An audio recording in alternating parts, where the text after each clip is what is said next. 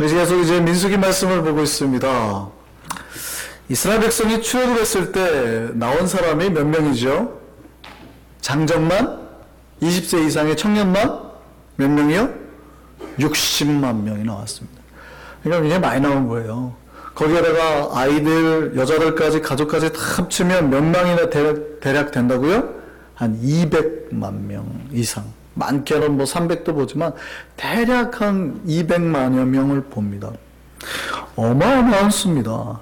굉장히 많은 수죠.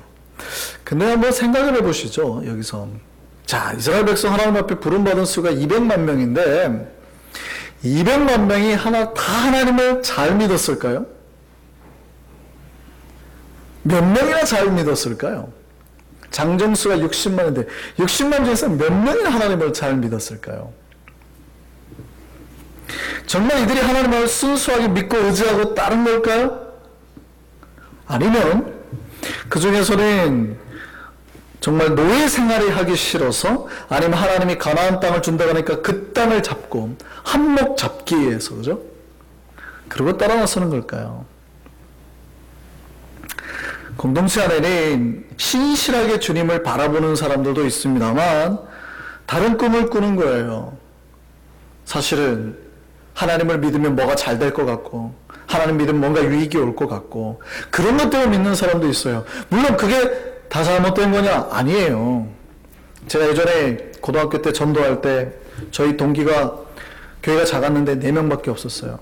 근데 우리가 임원이 다 되고는 4명이 다 임원이야. 너 회장, 너 부회장, 너 회계, 너 서기.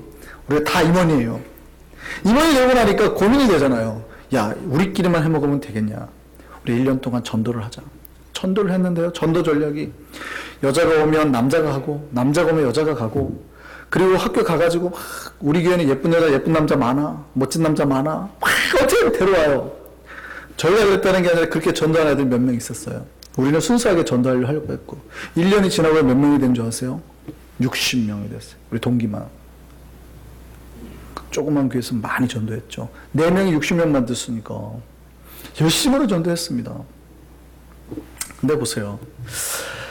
교회에 예쁜 여자 있으니까 전도하는 거, 와라 그러는 거 좋은 걸까요? 나쁜 걸까요? 좋지는 않아요. 근데 그들이 와가지고 뭘 기대하는 거예요? 진짜 예쁜 여자 만나러 가는 게 아니라 그들이 그렇게 와서 예수 그리스도를 믿고 인생이 바뀌고 삶이 바뀌고, 그 바뀐 주인공이 여기 있잖아요. 목사가 된 케이스가 있단 말이죠. 이렇게 되라고 막 하는 거예요. 그런데 만약에 그렇게 전도해 온 사람 중에 1년도 지나고 2년 지나고 3년이 지났는데 변화가 없어요. 계속 여자만 찾아요. 막 교회 다니면서. 그럼 이게 될까요? 안 될까요? 하나님이 이스라엘 백성을 불러낸 이유는, 하나님께서 광야 생활을 주신 이유는, 1년이란 넘게 그 기간 동안에 머물게 한 이유는 사실은 애굽에서 그 약속의 땅까지는 며칠 안 걸립니다. 걸어서 한 열흘, 길게 잡아야 천천히 가도 20일, 그밖에 안 되거든요. 근데 1년 넘게 광야에 머물렀단 말이죠. 뭐 했던 거예요? 훈련한 거거든요. 변화라는 거거든요. 약속 주고, 말씀 주고, 삶의 뜻들을 주고, 하나님 불러낸 삶의 그 목적들을 바꾸는 거예요. 그럼 어떻게 해야 돼요? 바뀌어야 되거든요. 그러면 200만 명이 된 사람이 바뀌었을까요? 안 바뀌었을까요? 바뀌고 정말 하나님이 원하는 뜻을 보고 복을 잡으러 갔을까요? 아니면 여전히 내가 바라는 이득 속에, 내가 바라는 목적 속에 하나님을 따랐을까요? 이스라엘 백성들이요, 광야에서 힘들고 어려움이 오니까 자기 속에 있는 것들 다 보이더라. 불평하고 원망하고 죽겠다고 하고, 배고프니까 불평했죠. 물이 없으니까 죽겠다고 했죠. 자기 앞에 바다가 나오니까 우리를 죽이려고 여기 이끌었냐고 막 불평해요. 그러니까 자기 한계를 다 보인 거예요. 그 한계 끝을 보여주는 결정타가 바로 가데스바네아입니다. 우리가 지난번에 민수기 살펴봤을 때 어디 봤어요? 이 가데스바네아에서 12정탐꾼을 보낸 거거든요. 하나님이 이제 약속의 땅을 보고 이제 들어가자 이거예요. 근데 그들이 돌아와서 뭐 해요? 12명을 보냈는데 몇 명만? 2명만. 그리고 10명의 불평의 얘기를 듣고 이스라엘 백성 전체가 불평을 합니다. 밤새 울고 모세도 죽이고 아론도 죽이고 갈렙도 죽이고 여호수아도 죽이고 돌아가자. 이스라엘 백성이 다 불평하는 거예요.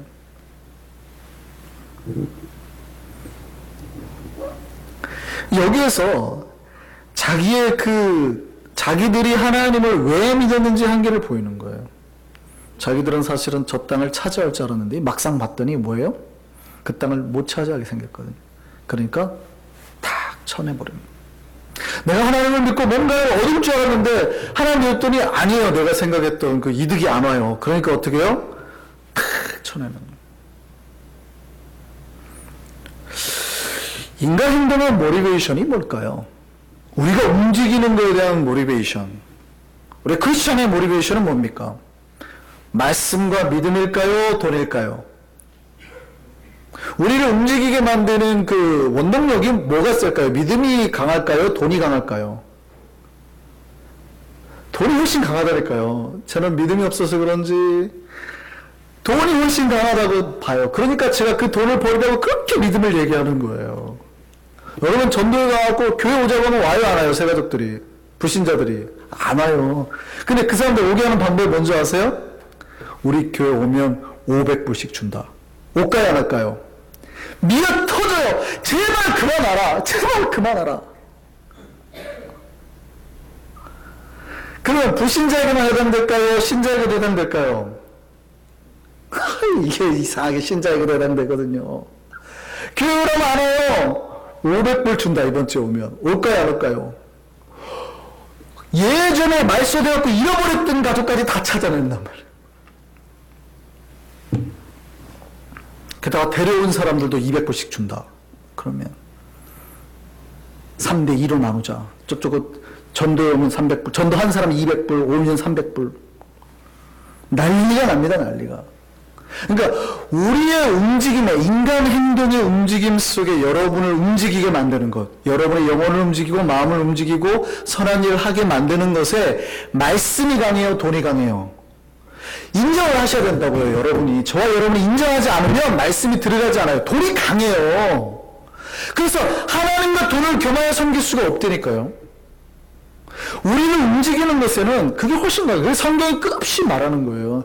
이스라엘 백성이 가나안 땅을 보니까 이득이 될 만하거든요. 그러니까 따라갔었는데 막상 보니까 쟤네들과 전쟁 일으켜야 되는 거예요. 야, 이러다가 뭐 저 땅 차지하려다가 죽게 생겼네. 그럼 어떻게 하는 거예요?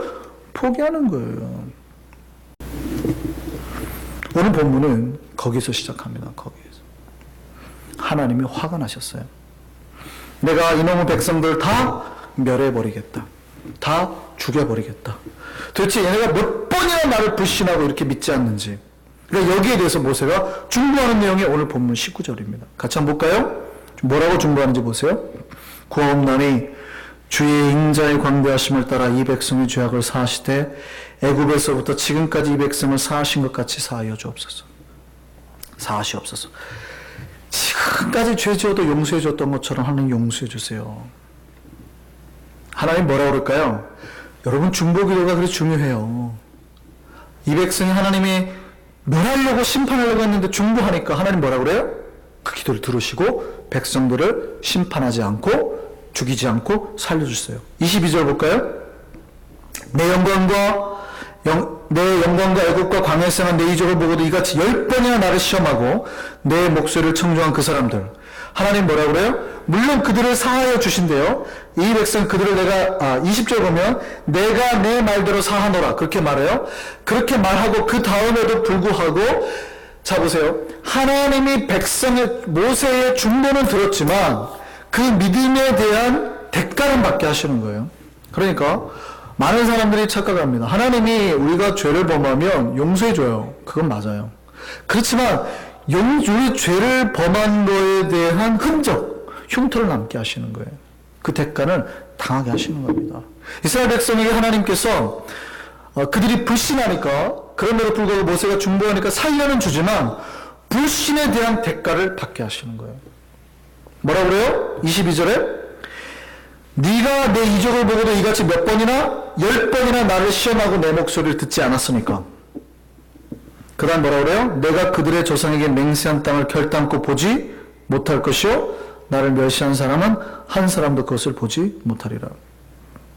하나님이 비록 모세의 기도를 듣고 그들을 살려주긴 했죠. 근데 원래 보세요. 아브라함에게 약속했던 그 땅은 주지 않았다고요. 이게 무슨 말인지 아시겠어요? 잘 들으셔야 돼요. 제가 뒤에 다시 한번 설명할게요.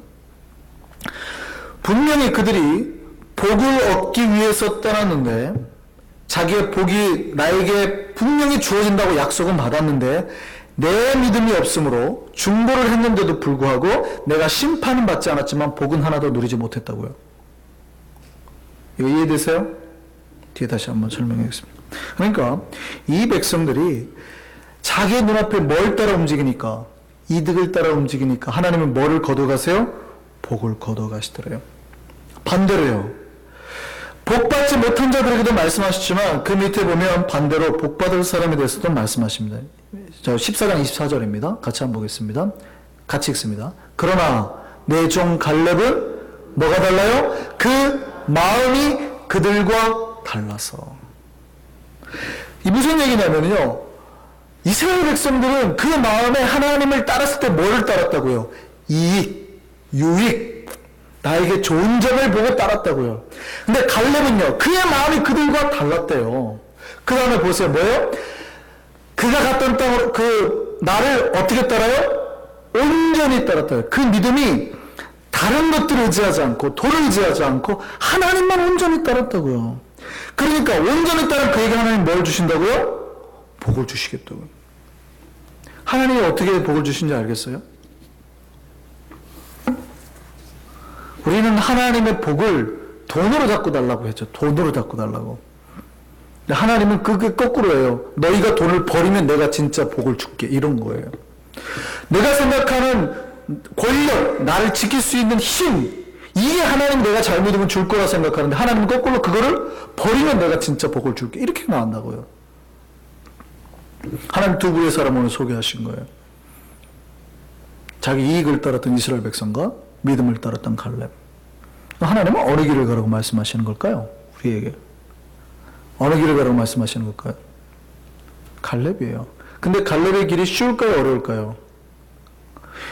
우리는 되게 쉽게 여호수아와 갈렙처럼, 근데 그 얘기는 뭐냐면 하나님이 우리의 앞에 보여주는 돈 다 포기, 하나님이 보여주는 환경 극복, 이런 거예요.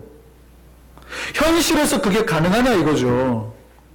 사실은 하나님은 목사를 통해서 강대상에서 수없이 복의 약속을 하셨습니다. 무슨 얘기냐면 하나님은 이스라엘 백성에게 이미 아브라함에게 400년 전에 가나안 땅 주실 걸 약속하셨어요. 복의 약속을 하셨거든요. 그러니까 원래는 아브라함의 후손이라면 가나안 땅을 받는 게 당연한 복의 수순이에요. 받아야 된다고요. 근데 이스라엘 백성들이 당연히 그 복을 받아 누렸어요? 못 누렸어요? 잘 들으셔야 돼요. 여기서는 끝없이 여러분에게 복이 선포됩니다. 그러니까 축복의 메시지가 선포돼요. 그러면 여러분이 그 복을 받고 원래는 누리고 살아야 되거든요. 근데 어떤 사람은 못 누리더라는 거예요. 누가? 믿음이 하나님 앞에서 그 복을 누리기에 합당하지 아니한 사람들은 하나님이 뭐예요? 이렇게, 아니 나를 10번이나 거역한 니들은, 내가 그렇게 이적을 보여주고 능력을 보여주고 말씀을 보여줬는데도 나를 거역한 니들은 안 돼. 중보를 하고 해도 심판은 면할 수 있지만 복은 안 돼 하고 하나님이 빼버리신다고요. 놀랍게도요, 하나님의 복을 누린 사람이 몇 명이었을까요? 이스라엘 백성 중에. 복 받겠다고 나온 장정 60만 명 중에서, 가나안 땅으로 들어가겠다고, 그 약속된 땅으로 들어가겠다고 나온 60만 명 중에서, 우리 조상에게 주신 땅으로 우리가 누리겠다, 한몫 취하겠다고 출발한 사람 60만 명 중에서 몇 명이 그 땅을 취했을까요? 몇 명이 취했을까요? 이스라엘 백성이요, 60만 명이 나왔는데 2명 들어갔대요. 퍼센트로 따지면 0.0000이죠. 100분율이니까 100명 중에 2명만 들어가도 2%예요. 60만 명 중에 2명이 들어갔어요. 이 계산되세요? 거의 0%가. 그러니까 하나님을 믿겠다고 따라 나온 사람 중에서 순수하게 믿었던 사람들이 없었다는 거예요. 불신의 벽이 오고 막 이러니까 다 도망갔다는 거죠. 다 쟤네 죽여버리고 돌아가자. 원래 죄악의 상태로.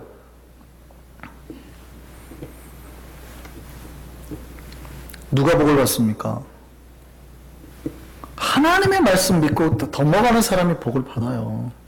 하나님은 그 믿음 보시는 거라고요. 저는 여러분이 그래서 복의 길을 말하는 겁니다. 여러분이 여호수아와 갈렙 같은 길을 선택하기를 바랍니다. 복이 약속되어 있다고요. 그 믿음을 잡으시라고요. 이제 우리를 살펴봐야 됩니다. 내가 이익으로 하나님을 쫓는지 믿음으로 쫓는지를 찾아야 됩니다. 하나님을 믿는데 사실은 굶어야 되고 목말라야 되고 우리 가족이 죽음의 공포를 겪어야 한다면 그래도 우리가 하나님 따를 수 있을까요? 이스라엘 백성 따를 수 있을까요? 아니면 그냥 편안한 노예 생활로 죄의 종살이로 그냥 머물려고 할까요? 우리가 하나님을 따르는데 왜 따를까요? 한몫 잡을 수 있으니까 뭐 신앙생활만 하면 복이 오고 잘 오니까 따르는 걸까요? 아니면 정말 주님 말씀한 대로 우리가 목숨 걸고 하나님 말씀대로 살까요? 사랑하라 그러면 목숨 걸고 살아날까요? 헌신하라 그러면 목숨 걸고 할까요? 신앙은 그거거든요. 우리 목숨 바치는 거. 내 목숨 바쳐서 살아가는 거. 신앙생활 하다 보면 고난이 옵니다. 이게 하나님 섭리예요. 근데 그 고난의 때에 하나님 뜻을 붙들 수 있을까요? 이상하게요. 우리가 인간들이 착각하는 게 있어요. 내 계획과 하나님의 계획이 딱 항상 맞아야 된다고 생각하거든요. 근데 이게 어긋나고 고난이 오면 쉽게 좌절해버립니다. 우리가 복에 대해서 생각할 때요. 우리는 우리가 생각하는 대로 우리 인생이 흘러가야 복이라고 생각하는 경향이 있습니다. 인간들은 항상 그렇게 생각해요. 내가 이걸 계획을 세우고 이때 되면 뭘 하고 이런 내가 생각한 계획이 복이 쫙 잘 흘러갈 때 이걸 복이라고 생각해요. 하나님은요. 우리의 인생의 계획 속에요. 넘어짐도 하나 넣어놓고 골짝, 무릎 깨짐, 뭐 한번 크게 다침, 뭐 이런 것들을 넣어놓거든요. 근데 하나님의 계획에는 그게 있는데 우리 계획에는 그게 있어요, 없어요? 놀랍게도 인간의 계획은 그게 없어요. 우리가 아이를 키울 때 언제 5살쯤 되면 무릎이 한번 나갈 거고 뭐 이런 계획하나요? 얘네를 어떻게 하면 안 다치게 이게 우리의 계획이에요. 인간의 계획. 하나님의 계획은 그게 아니거든요. 그냥 항상 이제 하나님과 우리에게 핀트가 안 맞는 거는 뭐냐면 좋을 때는 또 다 좋아요. 하나님도 좋고 나도 좋고 맨날 할렐루야 하는데 하나님의 계획이 딱 우리를 넘어뜨리는 계획일 때 우리가 그걸 딱 넘어지면 뭐라 그래요? 이걸 하나님의 계획으로 받아요? 복의 계획으로 받아요? 아니면 내 복의 계획이 어그러졌다고 생각하는 거예요. 네. 인간은 100이면 100다 내 복의 계획이 어그러졌다고 생각하는 거예요. 하나님은 분명히 넘어졌다 다시 가는 건데 그때 뭐 하는 거예요? 힘들죠. 이게 불편한 거예요. 너무 힘든 거예요. 흥분하는 겁니다. 복이 사라졌다. 우리는요, 내가 생각하는 복 받기 위해서 하나님 따릅니까? 하나님 주시는 복 받으려고 따릅니까? 하나님 주시는 복 따른다는 거는요, 말씀 따른다는 거예요. 그리고 말씀대로 산다는 건 어쩌면 우리가 바라는 복 버리는 걸 수 있거든요. 그래도 따르시겠어요? 여러분이 생각하는 돈 가져가셔도 따를 수 있겠어요? 여러분을 지킬 수 있을 것 같은 권력 가져가셔도 따를 수 있겠냐고요.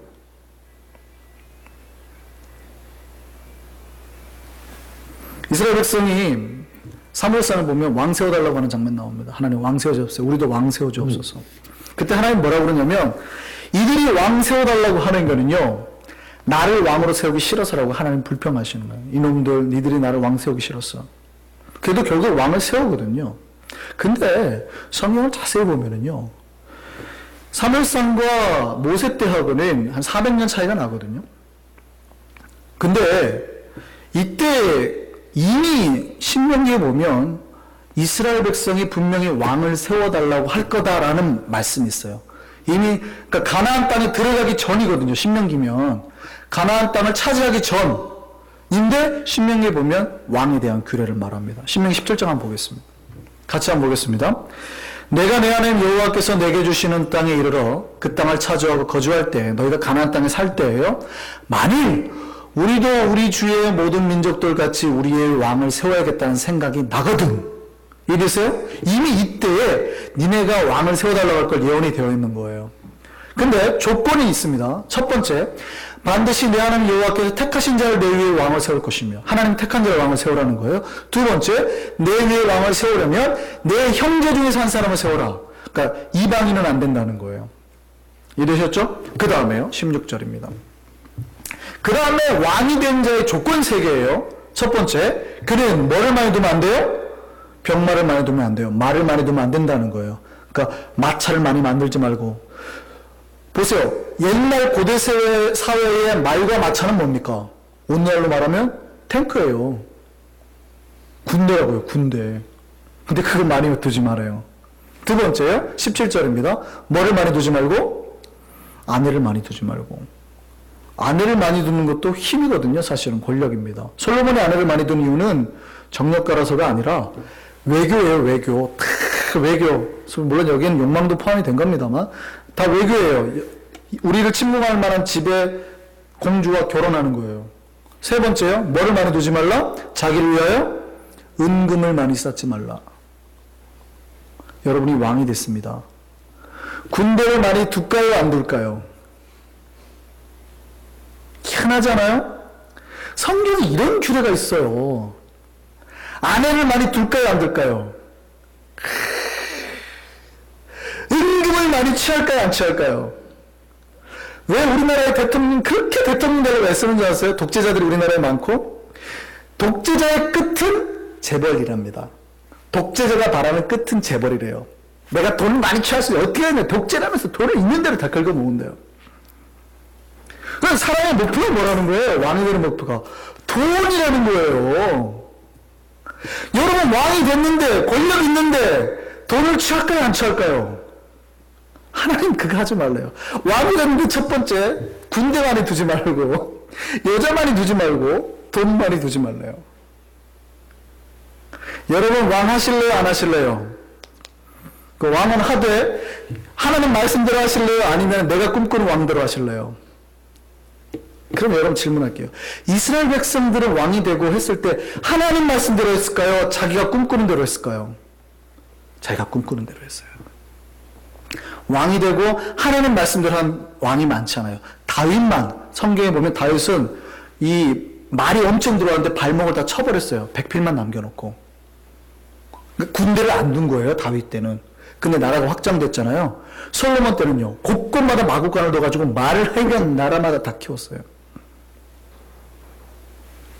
대대로 이스라엘 백성들이 다 군대도 두고 살라고, 애국 가지 말라고 했는데 애국하고, 말 살라고, 애국의 말을 많이 키우거든요. 막 하고, 아내 많이 두고, 돈 모으고.